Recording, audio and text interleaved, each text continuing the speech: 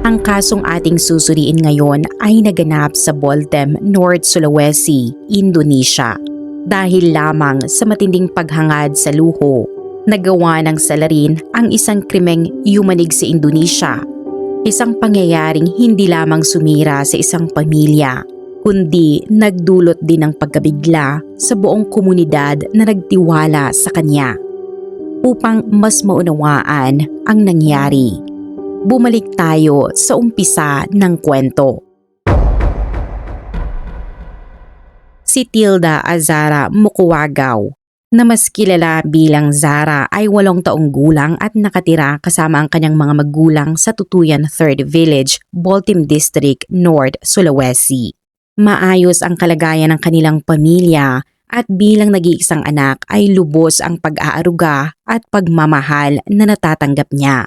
Nagtatrabaho bilang isang civil servant sa Boltem District ang kanyang ama, habang ang kanyang ina naman ay isang may bahay na nakatuon sa pag-aalaga at paggabay sa kanya. Noon ay nasa 2 baitang si Zara sa elementarya at sa paaralan. Siya ay kilala bilang matalino at masipag na estudyante na laging may matataas na marka. Pagkatapos ng klase at tanghalian, karaniwan siyang pumupunta upang mag-aral ng Quran sa lugar na hindi kalayuan sa kanilang bahay. Bukod dito, madalas ding maglaro si Zara sa bahay ng kanyang lola at iba pang kamag-anak sa paligid, kabilang na ang bahay ng kanyang tiyahing si Arnida Momanto na mas kilala bilang Aning. Sa panahong iyon, si Aning ay nakatira kasama ang kanyang asawa at batang anak. Mga 65 feet lamang ang layo mula sa bahay ni Zara, kaya madalas dumalaw si Zara roon upang magipaglaro. Napakalapit ni Zara sa kanyang tiyahin at dahil sa kanilang ugnayan ay tinatawag pa niya itong nanay. Gayunpaman, kapansin-pansin ang hirap sa pananalapi ng pamilya ni Aning sapagkat ang kanyang asawa ay nagtatrabaho lamang sa isang water refilling station habang siya ay nananatiling may bahay.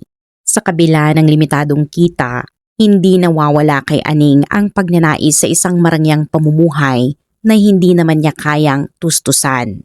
Dati nang nagdulot ng problema ang ganitong pagnanasa, lalo na nang mahuli siyang kumukuha ng mga damit mula sa sampayan ng kapitbahay dahil nais niyang magsuot ng maganda at mamahaling kasuotan.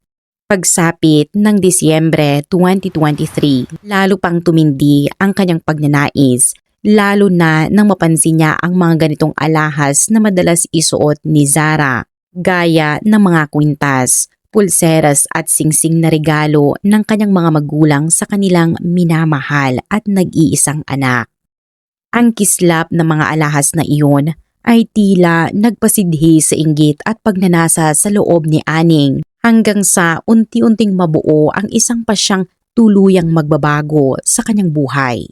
Dahil sa kagustuhang makabili ng bagong cellphone, nagsimula siyang mag-isip ng paraan upang makuha ang mga alahas ni Zara at alam niyang may pagkakataon siya dahil madalas pumunta ang bata sa kanilang bahay upang makipaglaro sa kanyang anak.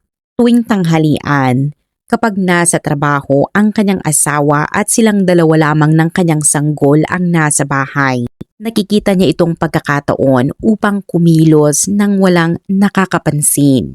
Karaniwan kasing gabi na umuwi ang kanyang asawa, kaya ang oras ng pagbisita ni Zara ang tila perpektong sandali para isakatuparan ang kanyang balak.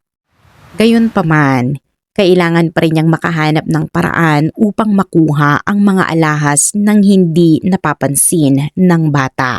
Sa kabila ng madalas na paglapit kay Zara, hindi niya makita ang tamang tiempo upang maisagawa ang pagnanakaw nang hindi nabubunyag. Patuloy siyang binabagabag ng takot na baka mahuli at alam niyang kapag nawala ang alahas sa mismong oras na nasa kanilang bahay si Zara, siya ang unang mapaghihinalaan ng mga magulang nito. Lumipas ang mga araw at patuloy siyang nagmasid at naghintay ng pagkakataon upang makuha ang ganitong kwintas at singsing ni Zara. Ngunit wala pa ring malinaw na sandali. Hanggang sa dumating ang 15 ng Enero 2024. Matapos ang ilang linggong pagnanasa at pag-iisip, hindi na niya napigilan ang sarili nang muling makita ang kumikislap na alahas sa katawan ng bata at dito siya nagpasya na lumipat sa mas matapang at mas malupit na plano. Sa pagkakataong ito, hindi na lamang pagnanakaw ang nasa kanyang isip kundi ang pagpatay kay Zara upang tuluyang makuha ang mga pag-aari nito. Sa kanyang isipan, ito ang mas ligtas na paraan dahil wala nang magsusumbong, wala nang magdudulot ng hinala at wala umanong ebidensyang mag-uugnay sa kanya sa krimen. Buong pasya niyang inihanda ang gagamitin, isang malaking kutsilyo sa kusina at maingat pa niyang hinasa ang talim upang masiguro na magiging maayos ang kanyang balak. Gayunpaman, hindi siya agad kumilos. Sa halip ay pinag-isipan pa niya ang bawat detalye upang matiyak na maisasagawa ito nang walang makakapansin at walang bakas na maiiwan. Sa kanyang loob, buo ang kumpiyansa niyang magaganap ang lahat ayon sa kanyang plano. Upang makabuo ng isang kapanipaniwalang kwento, isang gabi matapos makauwi ang kanyang asawa mula sa trabaho, maingat siyang gumawa ng salaysay na humingi raw siya ng pera sa kanyang ama at may darating na pondo upang makabili siya ng bagong cellphone, isang hakbang na sinadya niyang ihanda bilang panakip sa tunay niyang balak. Matapos niyang mabuo ang plano at masiguro sa isip na magkakaroon siya ng malaking halaga ng pera, inakala ni Aning na hindi na magtatanong ang kanyang asawa. Sa hindi inaasahang pagkakataon, ibinahagi pa ng kanyang asawa na nais din itong bumili ng bagong speaker. Ngunit kulang ang kanilang pera at sa halip na mag-alinlangan ay lalo pang naengganyo si Aning sa kanyang binabalak. Sa kanyang isip ay matutulungan pa niya ang kanyang asawa na matupad ang nais nito habang nananatiling walang kamalay-malay ito sa tunay na kahulugan ng kanyang matatamis na salita. Kinabukasan, pag-alis pa lamang ng kanyang asawa papuntang trabaho, ibinuhos ni Aning ang buong pansin sa madilim niyang plano at sinimulang hanapin si Zara kung saan-saan. Gayunpaman, sa buong maghapon ay hindi niya nakita ang bata kaya napilitan siyang ipagpaliban ang balak hanggang sa susunod na araw. Dumating ang pagkakataon noong Huwebes, 18 ng Enero, bandang 11:00 ng umaga, nang makita niya si Zara kasama ang ina nito sa bahay ng lola na hindi kalayuan sa kanyang tirahan. Hindi niya pinalampas ang sandali at agad siyang nagtungo roon habang tahimik na inoobserbahan ang sitwasyon. Nang maiwan si Zara na naglalaro ng mag-isa sa loob ng bahay ng lola, lumapit si Aning at mahinahong niyaya ang bata na sumama sa kanya. Dahil sa tiwala at pagmamahal nito sa tiyahin, walang anumang pagdududa si Zara at masaya itong pumayag. Habang hawak ang kamay ni Aning at may inosenteng ngiti, sumama ang bata nang hindi alam na papasok siya sa isang mapanganib na sitwasyon habang inaakay siya pauwi. Pagdating sa bahay, sinabi ni Aning kay Zara na maghintay muna sandali at sa kanya dinala ang sarili niyang anak sa isa pang tiyahin sa lugar upang doon muna iwan. Pagbalik niya sa bahay, kinuha niya ang naihandang kutsilyo at sa kanya niyaya si Zara na pumunta sa hardin upang mamitas ng gulay na agad namang sinang-ayunan ng bata. Tahimik silang lumabas sa likurang bahagi ng bahay upang makaiwas sa mga mata ng kapitbahay at inakay ni Aning si Zara papunta sa mas malalim na bahagi ng taniman ng niyog ng mga taga roon, palayo ng palayo sa mga kabahayan. Matapos ang mahabang paglalakad, napagod si Zara at nagreklamo ng pananakit ng paa. Dito siya binuhat ni Aning na sa panlabas ay tila nag-aalala, ngunit sa loob ay naghahanap ng lugar na walang makakakita. Sa huli, nakahanap siya ng isang liblib na bahagi sa tabi ng tuyong kanal sa gitna ng taniman ng niyog Isang lugar na walang tao at walang makakarinig. Dahan-dahan niyang ibinaba si Zara sa lupa, ngunit sa isang iglap ay nagbago ang kanyang kilos. Bigla niyang itinulak ang bata, dahilan upang ito ay mapasubsob sa lupa. At bago pa man maintindihan ni Zara ang nangyayari ay naupo na si Aning sa ibabaw nito upang hindi ito makagalaw. Sa matinding takot ay nagtangkang humingi ng tulong si Zara, subalit mabilis na tinakpan ni Aning ang kanyang bibig at pagkatapos ay inilabas ang kanyang kutsilyo at isinagawa ang pag-atake hanggang sa tuluyang bawian ng buhay ang bata. Matapos iyon, agad niyang inalis ang kwintas, pulseras at singsing mula sa katawan ni Zara na ang kanyang pansin ay nakatuon lamang sa mga alahas. Pagkaraan ay itinapon niya ang katawan ng bata sa tuyong kanal na parang hayop at iniwan ito roon bago itapon sa malapit ang ginamit na kutsilyo. Pagkatapos makuha ang nais, nagmadali siyang umalis at maingat na bumalik sa bahay habang iniiwasang may makasalubong lalo na't may bakas ng dugo ang kanyang mga damit. Pagdating sa bahay ay agad siyang naligo at sinigurong malinis ang kanyang katawan saka inilagay sa washing machine ang mga damit na may mantsa. Sa isang kilos na nagpakita ng matinding pagkukunwari, nagsagawa pa siya ng panalangin ng Zur na tila nais linisin ang kanyang sarili at ipinalangin na sana'y hindi matuklasan ang kanyang ginawa. Matapos nito ay kinuha niya ang kanyang anak sa bahay ng tiyahin at nagpatuloy na parang walang nangyari. Hindi na siya nag-aksaya ng oras at agad na sumakay ng motorized big hack, isang uri ng tricycle patungo sa isang tindahan ng ginto sa Tutuyan 2 na malapit lamang sa kanilang lugar upang ipagbili ang mga alahas. Doon ay naibenta niya ang mga ito kahit walang sertipiko sa halagang 3,070,000 rupiya o humigit kumulang 11,000 pesos hanggang 11,100 pesos. Mula sa perang iyon ay agad siyang bumili ng 0.5 grams ng ginto na nagkakahalaga ng 478 rupiya o tinatayang 1,700 pesos hanggang 1,750 pesos. Natupad din ang matagal na niyang inaasam nang makabili siya ng isang Infinix smartphone sa halagang 1.1 million rupiya o mga 4,000 hanggang 4,100 pesos noong panahong iyon.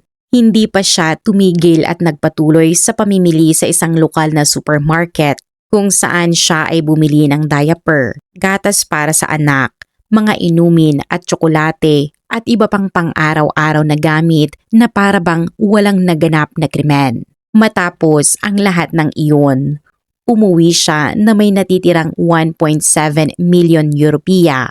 Humigit kumulang 6,200 hanggang 6,300 pesos sa kanyang bulsa.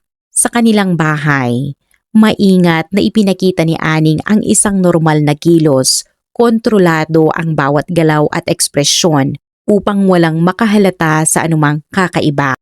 Samantala, nang hapong iyon ay nagsimula ng mabahala ang ina ni Zara dahil hindi pa ito nakakauwi. Gayong 2:00 ng hapon ay dapat nasa pag-aaral na siya ng Quran at hindi kailanman nahuhuli ng uwi.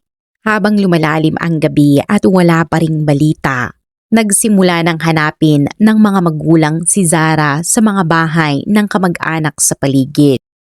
May nagsabing nakita ang bata na naglalaro sa bahay ng kanyang lola ng tanghalian, ngunit pagkatapos noon ay tila nawala ito nang walang bakas. Unti-unting kumalat ang takot sa buong komunidad at hindi lamang ang pamilya, kundi maging ang mga kapitbahay ay tumulong na rin sa paghahanap. Sa bawat sulok ng baryo ay maririnig ang pagtawag sa pangalan ni Zara, subalit katahimikan lamang ang sumasagot at sa bawat minutong lumilipas ay lalong bumibigat ang pakiramdam ng lahat. Ilang daang talampakan lamang mula sa pinangyarihan. Tahimik na nakaupo si Aning habang naririnig ang mga sigaw ng paghahanap. Sa loob niya ay may takot, ngunit sa harap ng kanyang asawa ay pinilit niyang manatiling kalmado at walang ipinakitang anumang pag-aalala na maaaring magdulot ng hinala. Nang wala pa ring impormasyon pagsapit ng gabi, nagpasya ang pamilya na kumilos ng masinsinan. Ibinahagi nila ang larawan ni Zara sa social media kasama ang agarang panawagan ng tulong. At sa loob lamang ng ilang oras ay kumalat sa Facebook ang balita tungkol sa kanyang pagkawala na sinamahan ng daan-daang shares mula sa mga taong umaasang siya ay matatagpuang ligtas. Sa gitna ng kawalan ng kasagutan, nakipag-ugnayan ang ama ni Zara sa kanyang kaibigang district head o bupati. Mabilis na nakarating sa opisyal ang balita tungkol sa pagkawala ng isang inosenteng bata. At nang gabing iyon ay agad siyang bumisita sa pamilya upang personal na alamin ang sitwasyon. Sa loob ng bahay na puno ng tensyon, tinanong ng bupati kung sino ang huling nakakita kay Zara. Mula sa hanay ng mga tao ay may isang nagsabi na nakita raw ang bata na sumama sa kanyang tiyahing si Aning bandang tanghali at agad itong nakakuha ng pansin ng opisyal. Sinuri ng bupati ang paligid upang hanapin si Aning, ngunit napansin niyang wala ito sa mga tumutulong sa paghahanap. Bagay na kapansin-pansin dahil alam ng lahat na napakalapit niya sa bata. Bagaman walang direktang paratang, may naiwang tanong sa isip ng opisyal kaya ipinatawag niya si Aning upang tanungin ng maayos tungkol sa mga nangyari. Makalipas ang 20 minuto ay dumating si Aning at naglahad ng mahabang paliwanag. Sinasabing pumunta nga si Zara sa kanyang bahay noong tanghalian, ngunit kinalaunan ay sinundo raw ito ng mga kaibigan upang maglaro at iyon na ang huli niyang pagkakita sa bata. Sa unang tingin ay tila maayos ang kanyang paliwanag at walang halatang mali. Gayunpaman, masusing minamasdan ng bupati ang kanyang kilos at doon niya napansin ang ilang hindi pangkaraniwang detalye. Una, may naamoy siyang kakaibang amoy mula kay Aning kaya napaurong pa siya ng upuan at ikalawa ay ramdam niyang tensyonado ito habang nagsasalita. Habang sumasagot, minsan ay pinipisil ni Aning ang laylayan ng kanyang palda at minsan na may pinagdudugtong-dugtong ang mga daliri, mga kilos na maaaring nagpapakita ng pagkabalisa. Nakaupo siya ng tuwid at hindi sumasandal. Matigas ang balikat at paminsan-minsay nakakunot ang mga kamay, habang ang mga mata ay tila nag-iikot na parabang naghahanap ng ligtas na labasan. Pinaka nakakapagtaka ang labis niyang reaksyon sa simpleng pagtatanong, gayong wala namang nag-aakusa o nananakot sa kanya. Bakit tila ba siya ay iniimbestigahan ng mabigat at bakit ang bawat tanong ay nagpapakita ng kanyang pag-aalinlangan? Sa kabila ng mga napansing iyon, nanatiling tahimik ang bupati tungkol sa kanyang hinala dahil alam niyang hindi maaaring magparatang ng walang ebidensya at tungkulin ng pulisya ang magtukoy ng salarin. Gayunpaman, malinaw na naitala sa kanyang isip ang kakaibang kilos ni Aning bilang mga unang pahiwatig ng mas malalim na katotohanan. Kinabukasan, dahil hindi pa rin natatagpuan si Zara, formal nang nagsampa ng ulat sa pulisya ang pamilya. Agad naman na nakipagtulungan ang mga otoridad sa mga residente at nagsagawa ng malawakang paghahanap sa buong Tutuyan Village at kapansin-pansin nakabilang pa sa search team si Aning na tila normal na nakikibahagi. Bandang 8:00 ng gabi, nagtapos ang paghahanap sa isang masakit na pagtuklas. Natagpuan ang katawan ni Zara sa isang tuyong kanal sa loob ng taniman ng niyog at nang makita ang kalagayan nito ay napasigaw ang mga nakakita. Umingay ang gabi sa mga sigaw ng pagkabigla at dalamhati habang ang ilan ay humingi ng tela upang takpan ang katawan ng bata. Sa gitna ng dilim, malinaw ang hinagpis ng komunidad sa pagkawala ng isang inosenteng buhay. Pagkatapos nito ay agad na dinala ang katawan ni Zara sa Tutuyan Health Center. Nang gabing iyon ay napuno ng tao ang pasilidad at ang balitang natagpuan ng bata ay tuluyang nagpasabog ng matinding pagdadalamhati ng kanyang mga magulang. Nahirap tanggapin ang sinapit ng kanilang anak lalo na sa kalagayang kinasadlakan nito. Naroon din si Aning at nasaksihan pa ang pag-iyak ng ina ni Zara. Upang mapanatili ang kanyang pagpapanggap, tinakpan niya ang kanyang mukha ng belo at nagkunwaring nakikiiyak at nababahala na para bang isa rin siyang biktima ng pangyayari. Subalit sa loob ay nagsisimula na siyang mataranta dahil usap-usapan na kung sino ang maaaring gumawa ng ganoong karahasan sa isang bata. Kasabay nito, agad ring nagsimula ang pulisya ng investigasyon ng gabing iyon at isinailalim sa masusing pagsusuri ang katawan ni Zara upang matukoy ang eksaktong nangyari. Sa resulta ng pagsusuri, napag-alamang wala na ang lahat ng alahas na suot niya gaya ng kwintas, pulseras at ang gintong singsing, kaya unang hinala ng mga otoridad ay maaaring pagnanakaw ang motibo. Dahil dito, agad nagsagawa ng pag-iinspeksyon ang pulisya sa mga tindahan ng ginto sa lugar upang alamin kung may nagbenta ng alahas na walang sertipiko. Kaunti lamang ang mga gold shop sa paligid. Kaya hindi nagtagal ay may nakuha silang mahalagang impormasyon mula sa isang tindahan na tinatawag na Logam Jaya sa Tutuyan 2 Village. Ayon sa may-ari ng naturang tindahan, isang babaeng may dalang sanggol ang nagbenta ng alahas na walang papeles noong nakaraang araw at nang ilabas at ipakita ang mga alahas.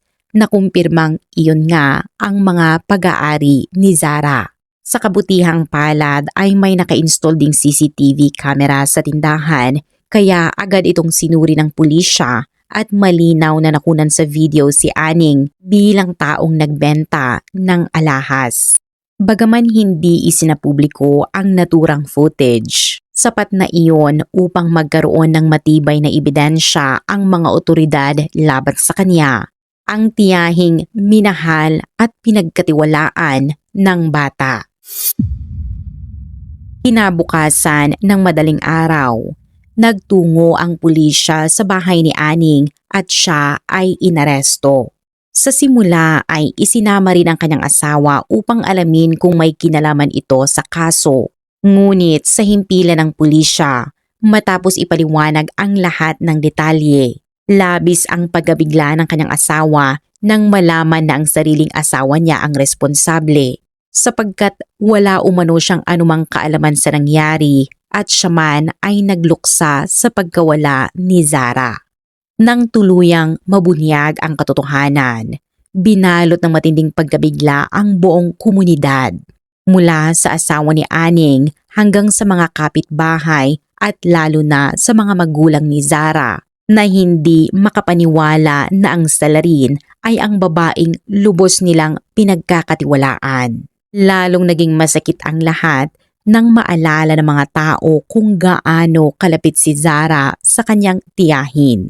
Ang higit na ikinayanig ng komunidad ay ang malinaw na panlilinlang na nakisali si Aning sa paghahanap, nagpakita ng pag-aalala at maging sa pagtuklas sa katawan ng bata ay nagkunwaring nakikiiyak. Kaya nang malaman ang katotohanan ay mas tumindi ang galit at dalamhati ng lahat. Sa isinagawang interogasyon, wala nang ibang nagawa si Aning, kundi aminin ang lahat dahil sapat na ang ebidensyang nakalap mula sa CCTV upang pabulaanan ang kanyang mga naunang pahayag. Inamin niyang ginawa niya ang lahat upang makuha ang mga alahas ni Zara at maipambili ng bagong cellphone. Isang motibong lalong nagpaigting sa galit ng publiko dahil sa isang material na bagay ay nasawi ang isang bata. Umaasa ang marami na mabibigyan ng angkop na hatol ang kasong ito Lalo na't malinaw na ang mga ginawa ay planado at isinagawa ng may buong kaalaman. Sa kasalukuyan ay nasa proseso pa ang paglilitis ng kaso, kaya't hinihintay ng lahat kung anong kaparusahan ang kanyang haharapin. Batay sa kung gaano kabrutal ang ginawa ni Aning kay Zara, ano sa tingin ninyo ang nararapat na hatol sa kanya? Ibahagi ang inyong opinyon sa comment section.